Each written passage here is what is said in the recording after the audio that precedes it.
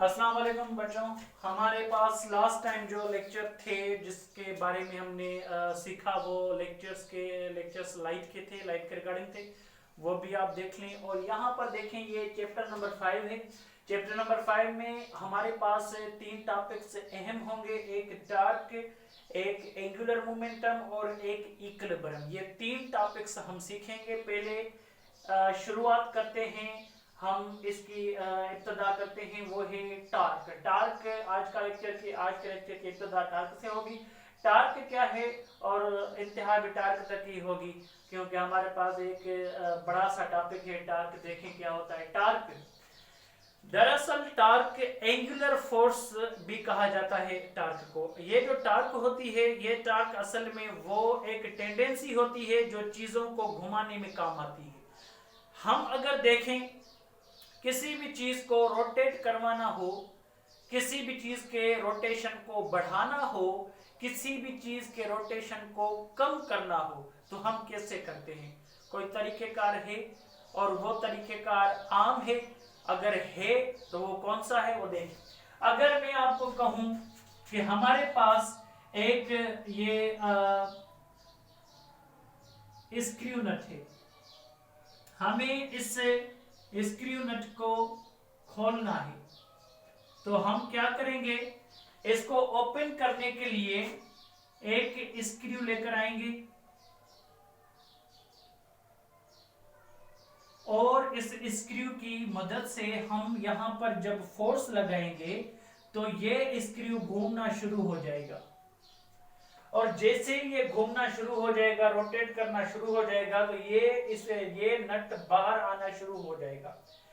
अगर हम यहां पर मैं अगर आपको कहूं कि हमारे पास एक सिंपल आइसोलेटेड रॉड पड़ी है, अगर हमारे पास एक रॉड पड़ी हो और इस रॉड को रोटेट करवाना हो, तो हम कैसे करवाएंगे? सबसे पहले एक चीज का होना जरूरी है और उस चीज का नाम है फिक्स्ड पॉइंट। फर्ज कर लें ये वाली पॉइंट हमने फिक्स्ड मान ली, फिक्स्ड वाली पॉइंट है। अगर हमारे पास कोई एक फिक्स्ड पॉइंट हो, कहा जाए कि इसको रोटेट करवाएं, तो रोटेट करवाने के लिए हम इसी पॉइंट पर अगर फोर्स लगाएंगे तो रोटेशन कभी भी स्टार्ट नहीं होगा। अगर हम इस फोर्स को यहां लगाने की बजाय हम यहां पर लगाएं तो रोटेशन होगा और ये वाली रॉड यहां चली आएगी फोर्स लगाने की वजह से। अगर ये फोर्स आपने यहां नहीं लगाया होता, अगर यहां लगाया होता तो फिर क्या होगा? ये वाली जो रॉड है ये यहां पर आ जाएगी। मतलब ये कि जितना भी आप इस फिक्स्ड पॉइंट से दूर जाते जाएंगे और वहां पर फोर्स लगाएंगे तो इसके रोटेशन में, इसके घूमने के असर में इजाफा आ जाएगा। और ये जो रोटेशन है पहले तो स्टार्ट था ही नहीं, मतलब ये रॉड रेस्ट पर थी और आपने फोर्स लगाया और रोटेशन को स्टार्ट करवाया। अगर यही बात मैं आपको कहूं, एक घूमने वाले टायर को रोकना है, ब्रेक जब आप लगाते हो तो ब्रेक लगाने से क्या होता है? ये जो हमारे पास एक टायर होता है, एक व्हील होता है, तो इस व्हील के साइड्स में एक ब्रेक शू लगा होता है। उसका एक अलग तरीके से मैकेनिज्म भी होता है, सो हम उस मैकेनिज्म से इंटरेस्टेड नहीं है। यहां पर एक शू लगा होता है, ब्रेक शू, और यहां पर देखें ये हमारे पास एक ब्रेक शू है और इस ब्रेक शू के मदद से क्या करते हैं हम? यहां पर जब हम ब्रेक पर पैर रखते हैं तो ये हमारे पास एक ब्रेक है। इस ब्रेक पर जब हम पैर रखते हैं तो ये ब्रेक, यहाँ पर कुछ अरेंजमेंट होती है, यहाँ पर मास्टर सिलेंडर होता है। यहाँ पर क्या होता है, जब ब्रेक लगाते हैं हम तो ब्रेक लगाने से ये वाला हिस्सा आगे दबता है और ये कनेक्ट होता है यहाँ पर। जिस वजह से ये वाला हिस्सा यहाँ पर फोर्स लगाता है, ये वाला हिस्सा यहाँ पर फोर्स लगाता है। मतलब ये जब आप मोटरसाइकिल में ब्रेक लगाते हैं तो उस वक्त क्या होता है, ब्रेक लगाने के बाद ये जो ब्रेक शू और ये जो हिस्सा है ये व्हील से मिल जाते हैं और मिलने की वजह से एक फ्रिक्शन पैदा होती है।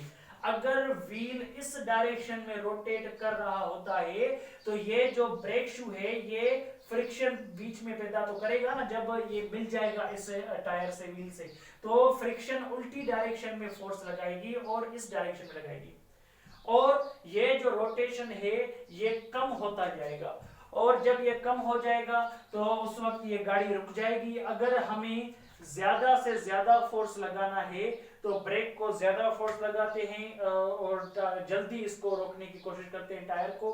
पर यहाँ पर जो मैकेनिज्म आपने देखा, यहाँ पर जो फोर्स लग रहा था वो भी सेंटर से दूर किसी पॉइंट पर फोर्स लग रहा था।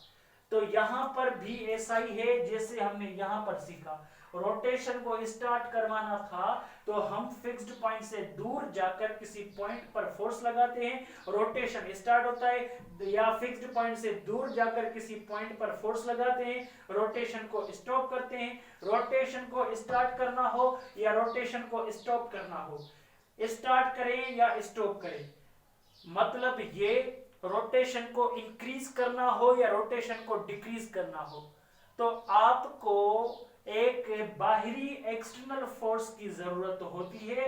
जब वो लगता है एक्सटर्नल फोर्स तो रोटेशन या तो बढ़ना शुरू हो जाता है या तो कम होना शुरू हो जाता है। और ये जो फोर्स है, ये फोर्स अगर फिक्स्ड पॉइंट पर लगा होता तो फिक्स्ड पॉइंट पर लगने वाला फोर्स रोटेशन को ना बढ़ा सकता है ना कम कर सकता है। सो इसी वजह से हम ये कह सकते हैं कि फोर्स जब आप लगाएं तो फिक्स्ड पॉइंट से दूर जाकर किसी मुफासले पर फोर्स लगाएं। हम इस मुफासले को मूवमेंट आर्म भी कहते हैं। थोड़ी देर में मैं आपको बताऊंगा कि इसको मूवमेंट आर्म क्यों कहा जाता है। यहाँ पर भी इस सेंटर से इस पॉइंट तक जहां फोर्स लगे रोटेशन को स्टॉप या स्टार्ट करने के लिए, तो उस बीच वाले डिस्टेंस को हम कहेंगे मूवमेंट आर्म कहेंगे, मूवमेंट आर्म। मूवमेंट आर्म दरअसल वो एक फोर्स होता है, वो एक डिस्टेंस होता है जो फिक्स्ड पॉइंट से पॉइंट ऑफ एप्लीकेशन तक माना जाता है। इस मूवमेंट आर्म की सिंबल आर होती है और ये डिस्प्लेसमेंट का काम करता है, मींस ये वेक्टर क्वांटिटी है। और जो हम फोर्स लगाते हैं वो फोर्स भी क्या होता है, वेक्टर क्वांटिटी होती है। जब हम ये दोनों चीजें मिलाएंगे तो ये दोनों चीजें अगर मौजूद होंगी तो रोटेशन या तो बढ़ना शुरू हो जाएगा या तो कम होना शुरू हो जाएगा। रोटेशन को बढ़ाना या कम करना इन दो चीजों का काम होता है। अगर आप इस स्क्रू पर फोर्स यहां पर लगाने की बजाय यहां पर फोर्स लगाते तो ये रोटेट ही ना करता। किसी भी चीज को रोटेट करवाना हो तो आपको सेंटर पर फोर्स नहीं, सेंटर से अलावा किसी ऐसी पॉइंट पर फोर्स लगाना पड़ेगा जो सेंटर से दूर हो और उस पॉइंट को पॉइंट ऑफ एप्लीकेशन कहा जाएगा।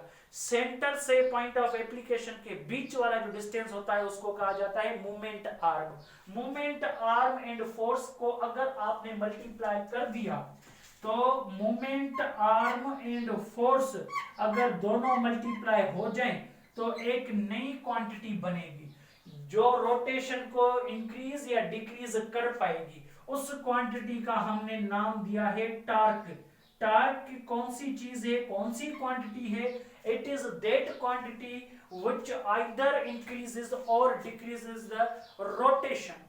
रोटेशन को या तो इंक्रीज किया जाता है या तो डिक्रीज किया जाता है with the help of torque.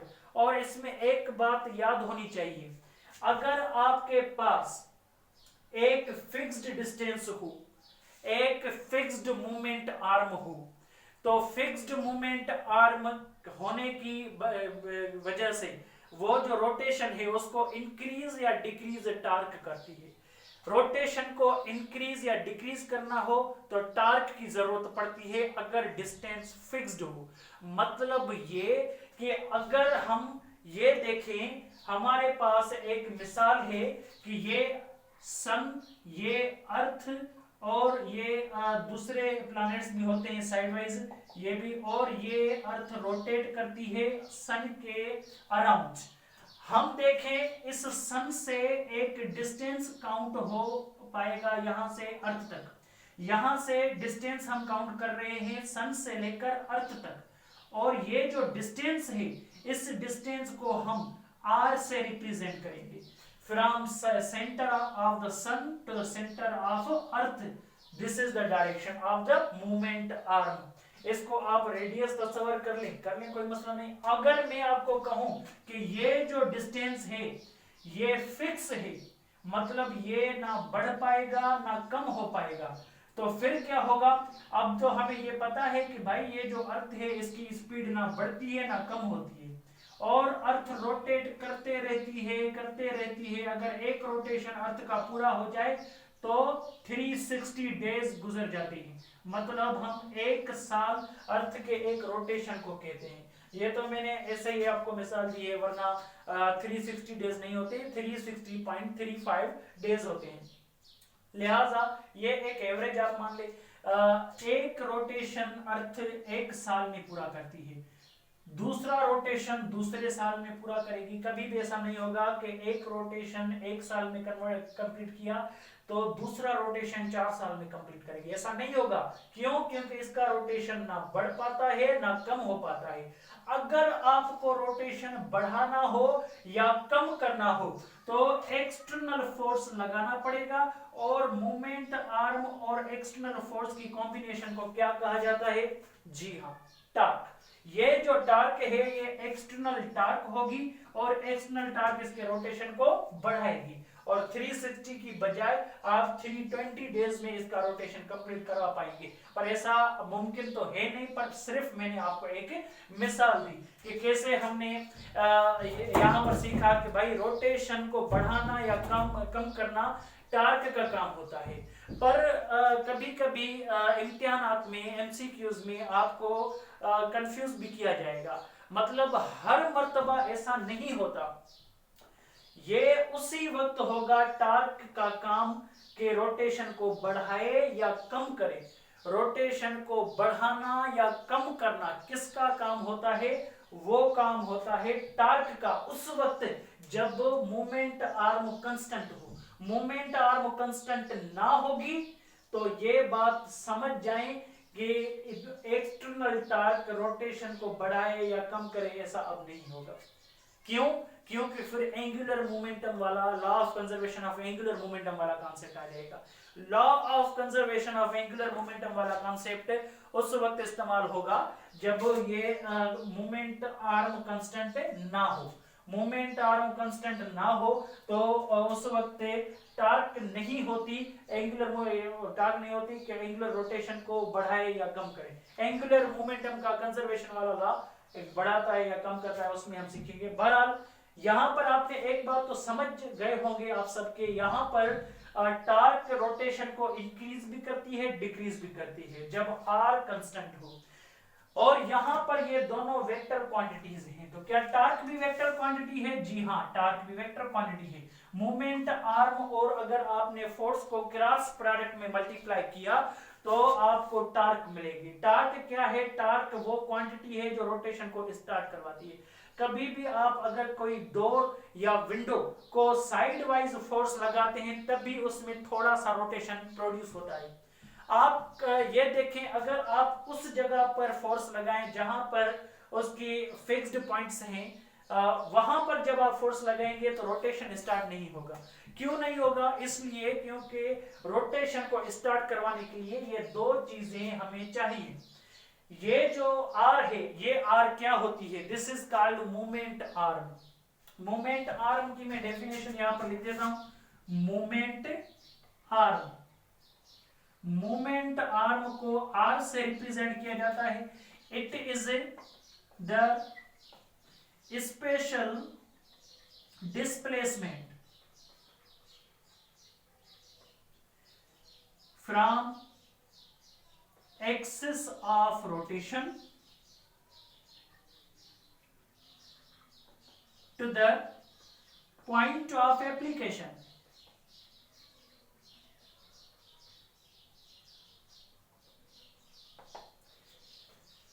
Moment arm क्या होता है?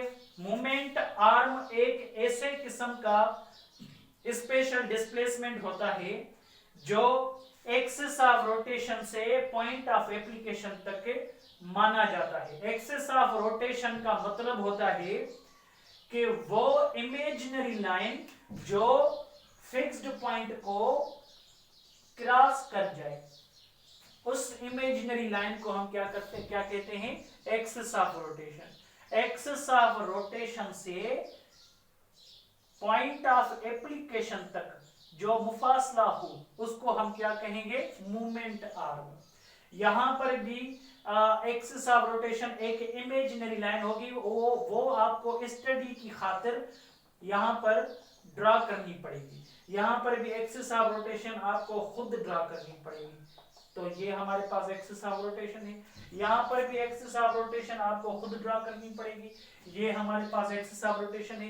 एक्सिस ऑफ रोटेशन को मजीद समझने के लिए आप ये समझें कि अगर हम यहां पर देखें, ये हमारे पास फर्ज कर लें कि अर्थ का प्लानेट है, यहां पर ये वाली जो पॉइंट है, इस पॉइंट में पूरी हमारी कंट्री आ गई, वो है पाकिस्तान। यहां पर इस वाली पूरी पॉइंट में दूसरी कंट्री आ गई, अमेरिका। यहां पर चाइना, यहां पर इंडिया, यहां पर लिबिया, यहां पर किर्गिस्तान, यहां पर दूसरी कंट्री, यहां पर दूसरी कंट्री, यहां पर तो ऐसी। यहां पर देखें कि जब अर्थ घूमती है तो उस वक्त क्या होता है? जब अर्थ रोटेट करती है अपने आप में, तो ये वाली पॉइंट भी रोटेट करेगी और इस तरह से रोटेट करेगी। अगर ये अर्थ ऐसे रोटेट करती है तो ये वाली पॉइंट ऐसे रोटेट करेगी। इस वाली पॉइंट के लिए ये वाली पॉइंट सेंटर का काम करेगी। अगर मैं आपको कहूं कि ये जो चाइना है, ये अगर ये जो अर्थ का गोला है वो रोटेट कर रहा है, तो ये चाइना वाली पॉइंट भी ऐसे रोटेट करेगी। अगर ये ऐसे रोटेट करेगी तो इसके लिए जो सेंटर होगा वो ये वाली पॉइंट होगी। अगर मैं कहूं आपको ये के वाली पॉइंट यहां पर रोटेट करेगी, तो इसका जो सेंटर होगा वो ये वाली पॉइंट। हर एक अलग अलग पॉइंट के लिए अलग अलग सेंटर होगा। भला सबका सेंटर एक क्यों नहीं है? क्योंकि सब पॉइंट्स अलग अलग मिकदार में अलग अलग एक यानी कि लेंथ पर रोटेट कर रही है, हाइट पर रोटेट कर रही है। यहां पर देखें, ये जो इसका जो रोटेशन है, इस रोटेशन का सेंटर ये है, इस रोटेशन का सेंटर ये है, इस रोटेशन का सेंटर ये है, इसके रोटेशन का सेंटर ये है, इसके रोटेशन का सेंटर ये है, ये हर पॉइंट के सेंटर्स का, ये हर पॉइंट के रोटेशन का सेंटर है। ये पॉइंटें जो मैं बना रहा हूं, मतलब ये कि ये बता रही हैं कि रोटेशन का सेंटर और ज्योमेट्रिकल सेंटर अलग अलग चीजें होती हैं। ज्योमेट्रिकल सेंटर उस पॉइंट को कहा जाता है जिसमें ज्योमेट्रिकल लाइंस आपस में इंटरसेक्ट हो पाए। और ये जो हमारे पास एक्सिस ऑफ रोटेशन का कॉन्सेप्ट है, एक्सिस ऑफ रोटेशन वो इमेजिनरी लाइन होती है जो सब सेंटर ऑफ रोटेशंस को आपस में कनेक्ट करती है। इन सब पॉइंटों का अलग अलग सेंटर था। हमने क्या किया? एक नई थ्योरी से इनको डिफाइन किया। ऐसा कर ले कि एक इमेजिनरी लाइन बना ले, वो इमेजिनरी लाइन बताएगी कि सारी पॉइंटों का जो सेंटर है वो इसी लाइन में कहीं ना कहीं होगा। इस लाइन को हम कहते हैं एक्सिस ऑफ रोटेशन। वो एक्सिस जो सारी पॉइंटों को कनेक्ट कर रही है, ये एक्सिस ऑफ रोटेशन इमेजिनरी होती है। और ये एक्सिस ऑफ रोटेशन अगर हम ये देखें कि जेड एक्सिस में है, एक्सिस ऑफ रोटेशन कहां है? फर्ज कर ले जेड एक्सिस में है, तो ये जो रोटेशन होगा, यहां पर ये मैं इसको गर्ड लाइन दे रहा हूं, ये देखें, क्या ये रोटेशन ऊपर उसी लाइन में हो रहा है? ऐसा हो रहा है? नहीं, जेड में नहीं हो रहा। रोटेशन तो भाई ऐसा हो रहा है, रोटेशन ऐसा हो रहा है, और लाइन जो एक्सिस ऑफ रोटेशन है वो ऐसी है। अब देखें, ये रोटेशन है, ये रोटेशन है, ये मेरा पूरा का पूरा हाथ इसमें कोई पॉइंट रोटेट कर रही है, ये बस तस्वर कर लें। और ये एक्सिस ऑफ रोटेशन है जो आर पार हो रही है। मतलब ये कि rotation X and Y axis में होता है और एक्सिस ऑफ रोटेशन रोटेशन के परपेंडिकुलर होती है। तो ये बात आपको समझ जानी चाहिए कि ये जो एक्सिस ऑफ रोटेशन होती है ये हमेशा रोटेशन से परपेंडिकुलर होती है, मतलब हमेशा मूवमेंट आर्म से परपेंडिकुलर होती है। मूवमेंट आर्म से हमेशा एक्सिस ऑफ रोटेशन परपेंडिकुलर रहेगी, अप्लाइड फोर्स से कभी भी परपेंडिकुलर नहीं होगी। परपेंडिकुलर होगी किसके साथ है? मूवमेंट आर्म के साथ। अप्लाइड फोर्स के साथ कभी पैरेलल होगी, कभी परपेंडिकुलर होगी। अप्लाइड फोर्स के साथ इसको नहीं जोड़ना, जोड़ना किसके साथ है? मूवमेंट आर्म के साथ। अगर मैं आपको कहूं ये हमारे पास है, ये जो मेरी उंगली है, ये उंगली एक्सिस ऑफ रोटेशन है और ये क्या है? ये एक रॉड है। अगर मैं फोर्स ऐसा लगाऊंगा तो ऐसा रोटेशन होगा, ठीक है। पर ये जो फोर्स है इस वक्त ये फोर्स y एक्सिस में है और ये axis of rotation z axis में। अच्छा, अगर आप फोर्स ऐसा लगाएं तो ऐसा रोटेशन होगा। अगर ऐसा रोटेशन होगा तो इस वक्त ये जो फोर्स है ये फोर्स एक्सिस ऑफ रोटेशन से क्या होगा? पैरेलल होगा। यहां पर यह देखना जरूरी होता है कि एक्सिस ऑफ रोटेशन को फोर्स की बनिस्बत डिफाइन नहीं करना, मूवमेंट आर्म के हिसाब से डिफाइन करना होता है। फोर्स के बरअक्स हमें कभी डिफाइन नहीं करना एक्सिस ऑफ रोटेशन को। यहां पर देखें ये हो गई टार्क, और टार्क क्या है? क्रॉस प्रोडक्ट है मूवमेंट आर्म एंड फोर्स का। आप यहाँ पर ये जो चीजें मैंने लिखी हैं वो लिख लें। तो यहाँ पर मैं एक दूसरी पॉइंट आपको समझाऊंगा। चलो आपने लिख लिया होगा। यहाँ पर देखें हमारे पास एक दूसरी पॉइंट है ग्राफ वाली, जिसमें आप ये समझेंगे तो क्रॉस प्रोडक्ट जब होता है तो क्रॉस प्रोडक्ट में हमें कौन सी चीजें मिलती है, क्रॉस प्रोडक्ट में क्या क्या हमें मिलता है, कौन कौन सी पॉइंटें हमें जरूरी सीखनी पड़ती है। अगर मैं आपको कहूं कि भाई ये है y एक्सिस और ये है x एक्सिस, तो ये हो गई वो वाली पॉइंट जिसको हम ओरिजिन बोलेंगे। और फर्ज कर लें कि यहां पर ये हमारे पास एक पोजीशन वेक्टर है। पोजीशन वेक्टर आपको पता होगा, वो वाली पॉइंट, वो वाली क्वांटिटी जो ओरिजिन से स्टार्ट हो या एक्सिस ऑफ रोटेशन से स्टार्ट हो। हम क्या कर रहे हैं? हम इसको यहां इस जगह पर फोर्स लगा रहे हैं। ये फोर्स लगाया, यहां पर देखें ये जो आपने फोर्स लगाया है ये फोर्स अब क्या करेगा?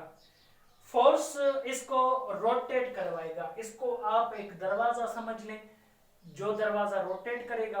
अब क्या होगा कि यहां से यहां तक ये मूवमेंट आर्म जरूर है। अब ये मूव तो नहीं कर पाएगी। क्यों नहीं मूव कर पाएगी? ये इसलिए मूव नहीं कर पाएगी क्योंकि ये फिक्स्ड वेक्टर है और ये पोजीशन वेक्टर है, ये मूव नहीं कर पाएगी आर।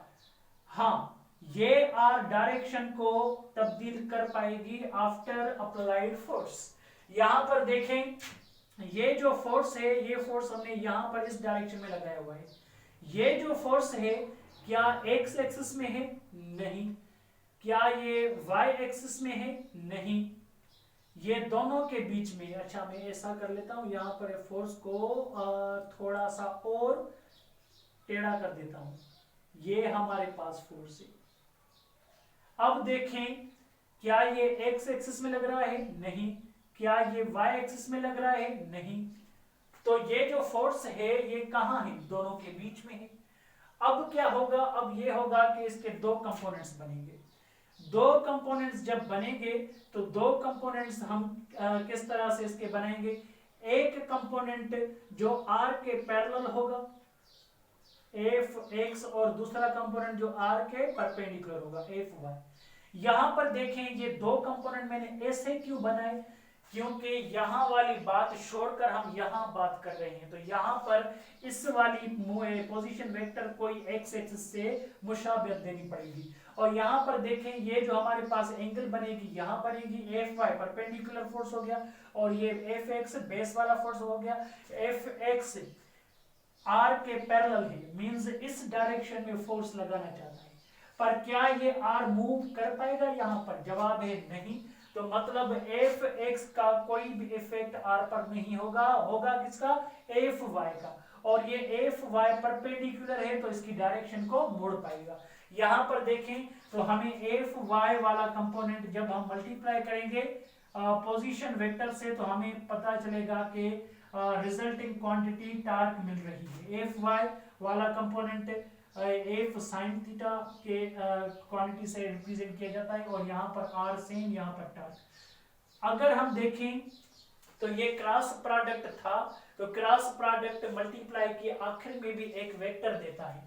तो मतलब ये कि आर क्रॉस एफ वाई को ओपन करेंगे तो फिर भी आखिर में यूनिट वेक्टर देना पड़ेगा। यूनिट वेक्टर का काम नहीं होता, इस u की हमेशा कीमत 1 होती है, क्योंकि ये यूनिट वेक्टर है। यूनिट वेक्टर की हमेशा वैल्यू 1 रहती है, मैग्नीट्यूड 1 रहता है। इसके देने का मतलब ये है कि रिजल्टिंग कोई ना कोई डायरेक्शन बनती रहती है। मतलब आखिर में ऐसा नहीं होता कि दोनों को मल्टीप्लाई करें तो नई क्वांटिटी बने और उसको डायरेक्शन ना हो। डायरेक्शन होगी और यूनिट वेक्टर वो डायरेक्शन ले आएगा।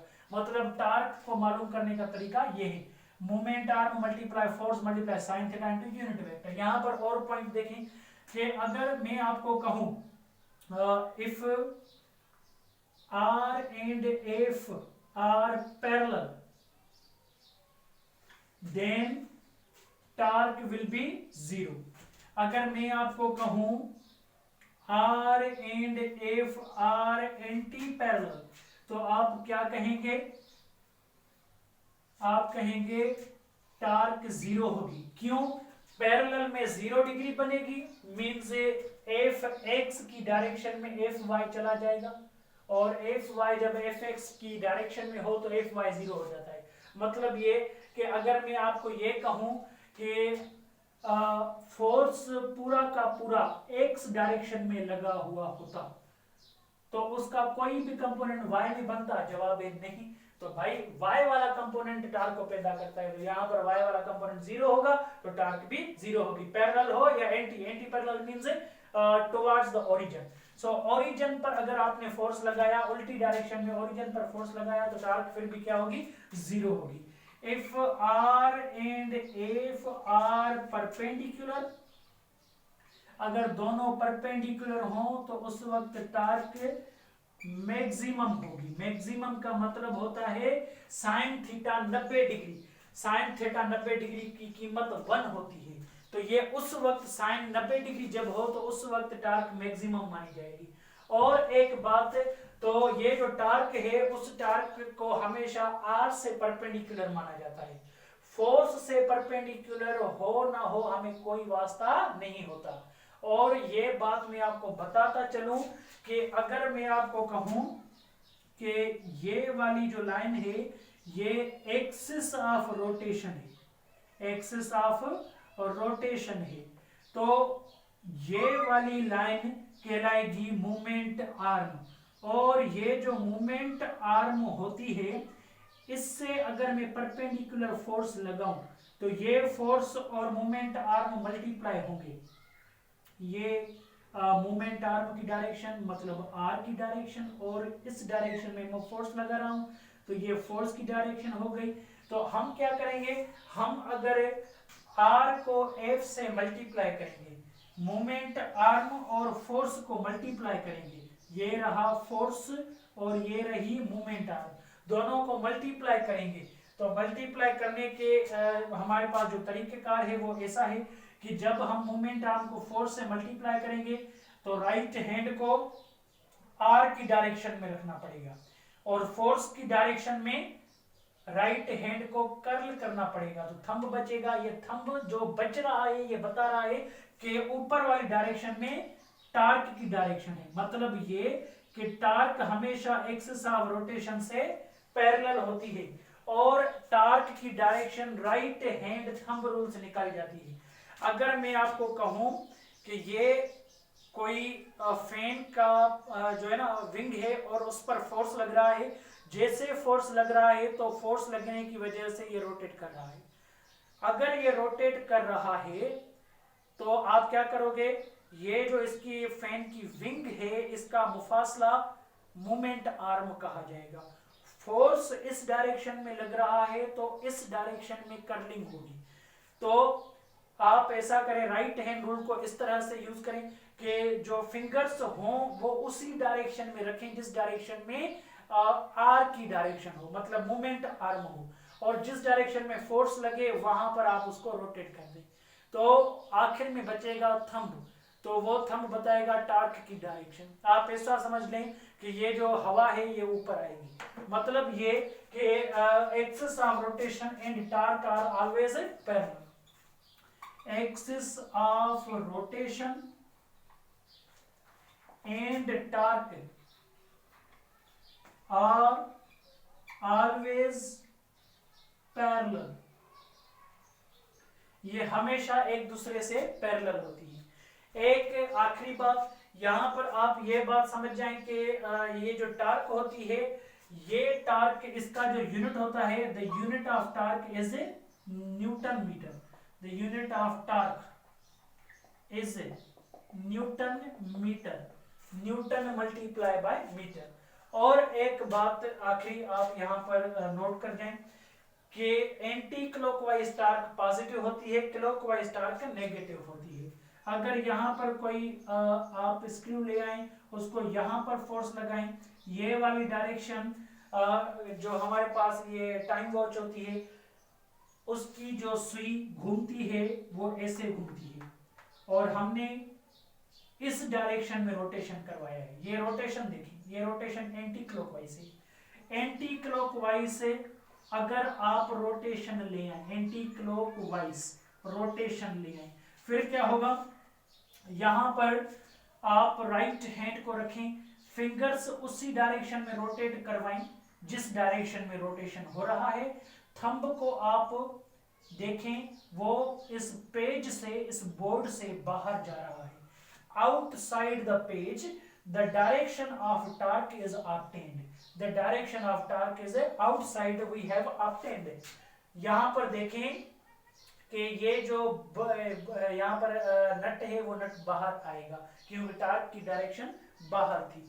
अगर ऐसा होगा एंटी क्लॉकवाइज तो ये नट हमें बाहर मिलेगा, मींस हमें मिलेगा, जो चीज हमें मिले वो पॉजिटिव। अगर यही नट अगर हम यहाँ पर इस डायरेक्शन में फोर्स लगाते तो फिर क्या होता, इस डायरेक्शन में रोटेशन होता, और ये डायरेक्शन है घड़ियाल की सुई की डायरेक्शन की सिमिलर डायरेक्शन रख रही है, तो ये क्लॉकवाइज होगा।